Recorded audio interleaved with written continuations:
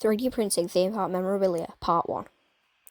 So today we're printing this model of the X sector sign from Theme Park Designs. We'll link their page in the pinned comment because they get some really cool stuff, so check them out.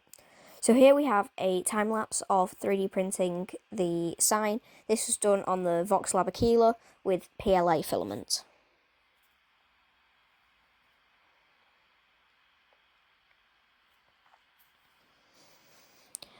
So there we go, that is done now.